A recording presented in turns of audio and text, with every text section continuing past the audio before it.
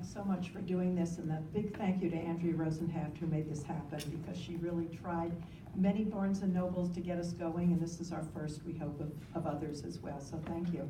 So yes, my name is Perry Hoffman, and I started an organization about 16 years ago because the National Alliance on Mental Illness did not take BPD under its mission umbrella.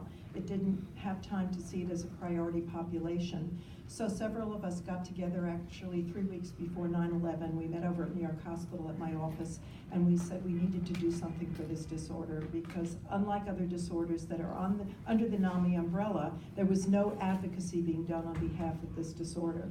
So we started this organization. We decided the first thing to do, you have to organize yourself around something. So we decided to do a conference. And we were very fortunate that we called Dr. John Gunderson, who actually is the co-editor on this book, and we said, would you do a conference with us? And he said, yes. And so we thought, oh my goodness, maybe we're gonna get on the mark with this. So then we called Dr. Marshall Linehan. We said, Dr. Gunderson's gonna do a conference with us. Would you do a conference with us? She said, yes. We thought, we're really moving along here. And then we called Dr. Kernberg, who some of you might know really was the one who initially put the disorder on the map.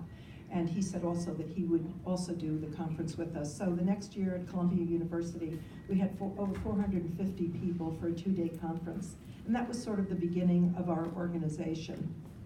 And the reason that our organization has been able to move forward is because it's driven by the passion of families. We're a family organization. We're not-for-profit. We're all volunteer. Nobody gets a salary. It really comes from the heart, all the work that we want to do. And we've been very fortunate to also be able to design a family program called Family Connections. This is a 12-week program, research-based, that's now in 20 countries. We actually run it on Sundays at New York Hospital on Sunday mornings. It's done by Ann and Matt Costello. They've been doing it for 7 years. I think they've had probably 30 groups, and they keep doing it. We have a flyer in case you're interested. So that's a little background on who we are. And once we started our organization and started to make some connections, we then decided, you know what, we're not giving up on NAMI. We're going to keep trying to see if NAMI would recognize this as one of their priority populations. And so we went down there, we spoke to some people, and then they decided, you know what, maybe we need to take a second look at this. And they sponsored a 2-day BPD experts group. And we had most of the major researchers and names there, Dr. Gunderson, Marshall Linehan, John Oldham, who then went on to run Menninger Clinic. There were about 15 of us there. And after that 2 days and orienting NAMI to who we are and why we're doing what we're doing, they decided to make it a priority population. So that was in 2006, and ever since then we've always done a symposium at the NAMI National Conference. We helped rewrite their website on BPD. So NAMI has been now one of our best supporters, and we're so grateful that we're able to work together and move this disorder forward. This is a disorder of a lot of stigma, and I'd just like to read to you a few lines of the introduction, because it'll give you the sense of how the disorder is seen, and then I'll say a little more about it. Seldom does an illness, medical or psychiatric, carry such intense stigma and deep shame that its name is whispered or a euphemism coined, and its sufferers despised and even feared. Perhaps leprosy or syphilis or AIDS fits this category. Borderline personality disorder is such an illness. In fact, it's been called the leprosy of mental illnesses and the disorder with surplus stigma. It may actually be the most misunderstood psychiatric disorder of our age. And anybody who's had any interface with either somebody who has the disorder, or if you have the disorder, you know that every word of this is true. This is a disorder that is rampant with discrimination, and it really unfortunately started with professionals who still keep that stigma going, but each year we try to chip away a little more at that. What happened was then, over the years, I would get phone calls, and still do every week, and someone will say, I've just been diagnosed with borderline personality disorder, or my loved one has, and I'm devastated. I go on the internet and I read all these awful things about the disorder. It says it's hopeless, it's a chronic illness, people never get better. Actually, one person told me, a psychiatrist said whispered to the father, your daughter has borderline, there's no hope. So with this in mind, and then also knowing that there are many stories of recovery, that what we decided, Dr. Gunderson and I decided to do, was to put this book together. So this is a story of recoveries from 24 people diagnosed with borderline personality disorder.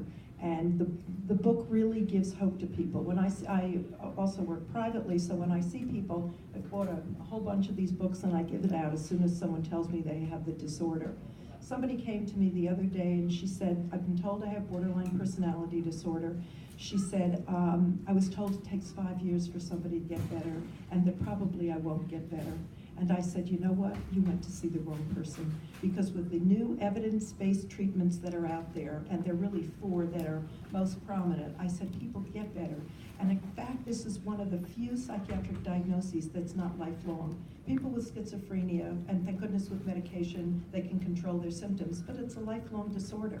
Bipolar disorder is a lifelong disorder. Depression, on some level, is also a lifelong disorder, as are many others. Borderline personality disorder is not a life sentence. It's actually the voice of hope in the psychiatric community. So that's the message that we have been giving out. We hope people will see for themselves through the evidence-based treatments. And let me just quickly go through which ones they are. So there's dialectical behavior therapy, which is DBT, and that started probably in the late 80s, and the landmark article came out in 1993, and that revolutionized borderline personality disorder in people's lives. Marsha Linehan, who's the creator of DBT, said don't hospitalize patients. She called all the hospitals in her area and she said, don't put them in the hospital. That's not going to help them get better. We need to teach them skills. And then, of course, with managed care, who was delighted to hear that. That's also been behind the impetus of not hospitalizing patients for a long time, which is a good thing. So there's DBT.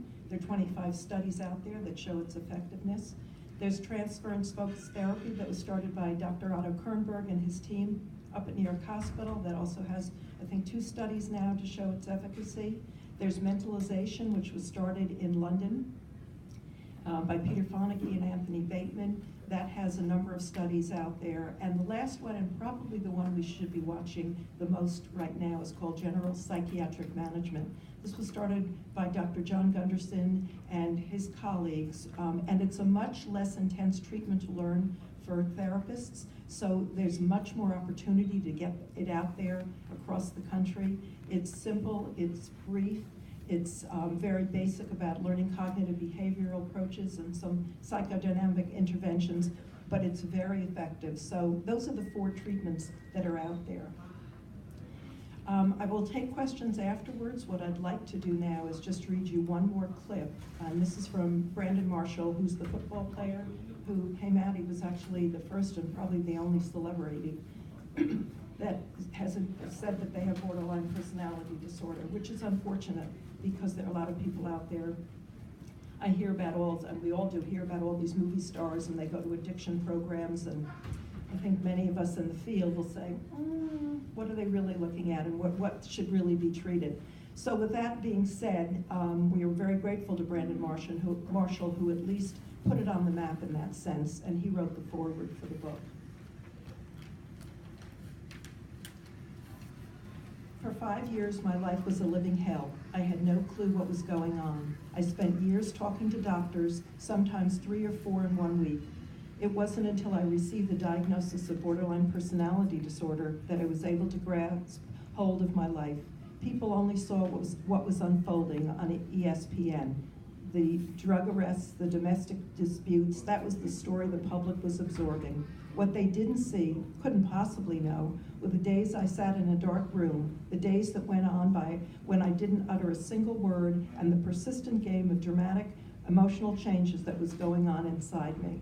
So we appreciate what Brandon Marshall has done, and we also appreciate the 24 authors who really put their heart into making this book possible. And it's now my pleasure to introduce Andrea Rosen, who is very eager to share her story with you, and then answer any questions that you might have. Andrea?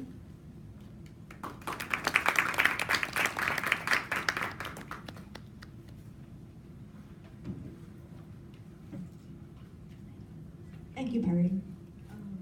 It's great to be here. Thank you to Amy for working with me to organize this event and help, fight the stigma of borderline personality disorder and mental illness in general. So this piece that I wrote for the anthology, my piece is called Letting in the Light, Letting the Light In. I'm sorry.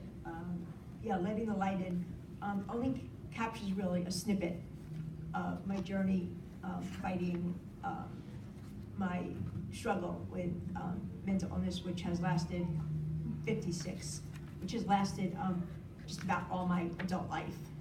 I was first diagnosed, borderline personality disorder, people that are diagnosed with borderline personality disorder often carry comorbid or other diagnosis, other mental illness diagnosis, and I was also diagnosed with anorexia and major depressive disorder, all around the same time in my late 20s, early 30s.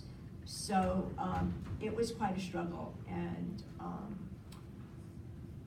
it took me till now. So we're talking about, I first ended therapy when I was 23, so we're talking like about 30 years of therapy and hospitalizations and partial hospitalization programs and individual therapy and a lot of stuff going on.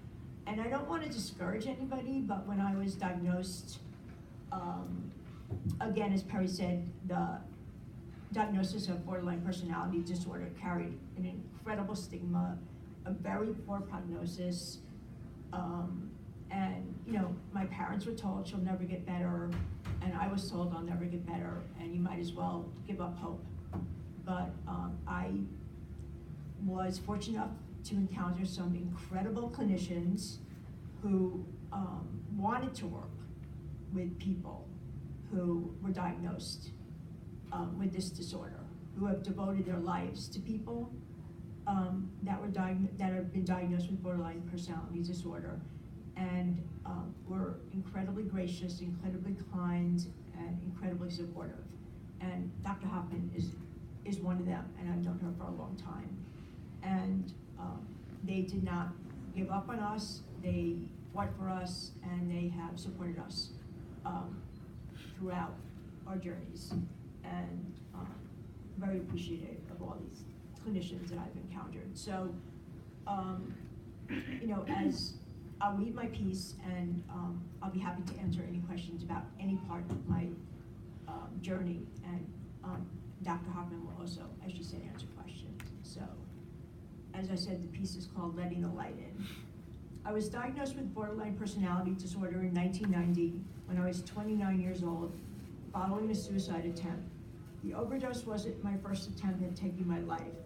Several years prior, I had tried to cut my wrists, but was unable to go deep enough. I didn't tell anyone what I had done. Through this act, I discovered the ritual of cutting, which calmed the emotional ups and downs that were plaguing me, as well as the emptiness that had invaded my soul. I've been in different forms of psychotherapy since I was 23, and after receiving the diagnosis of BPD, I wanted to know why. What had caused me to develop this illness that back then carried such a negative connotation in the psychiatric community? I wanted something, someone or something to blame. I wanted a reason to shove it in a box, tie it up with a pretty bow, and place it high up on a shelf in the closet. I wanted the BPD out of sight and out of mind. Life didn't work that way. A picture of a broken animal, its still body lying contorted by the side of the highway, came to mind as I endured repeated hospitalization and frequent episodes of depression and anorexia. Chaos reigned. I wasn't actively suicidal, but when I went to bed each night, I begged to a power greater than myself not to wake up. After my first 2 hospitalizations for anorexia, the loss of a promising career in marketing and the suicide attempt, I went on the rolls of Social Security disability. I was a patient for almost a year on a long-term dialectical behavioral therapy hospital unit that specialized in treating BPD until my insurance ran out. And then I lived in a halfway house for 3.5 years. Part of the time I was staying in the residence, I was attending an outpatient DBT program for people with BPD. in 19